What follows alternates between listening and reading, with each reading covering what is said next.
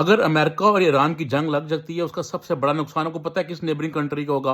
पाकिस्तान को होगा। लेकिन ये जो हुकूमत आपको लग रही है सीरियस है, इसके लिए तैयार है?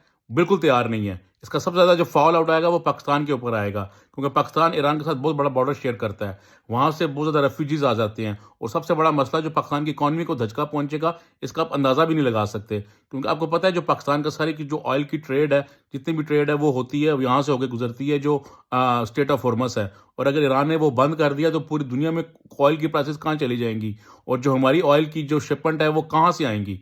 अगर हमारा पाकिस्तान और इंडिया का पता ऑलरेडी कॉन्फ्लिक्ट चल रहा है, अगर इंडिया ने हमला कर दिया हमारे पास ऑयल कहाँ से आएगा? क्या हमारी हुकूमत तैयार है? क्या हमारी स्टैब्लिशमेंट के लिए तैयार है? आपको कोई नहीं बता रहा। अगर यहाँ तेल बंद हो गया भाई, यहाँ तो आगे हमारी इकॉनमी बढ़ी हुई है, तो बिल्कुल ही फारग हो जाएगी इकॉनमी हमारी। गुर्बत इंतहा को चली जाएगी, चीज़ महंगाई इंतहा को चली जाएगी। लेकिन हमारी गवर्नमेंट, उनको अपने ललत ललों से जासूसी फुर्सत नहीं है।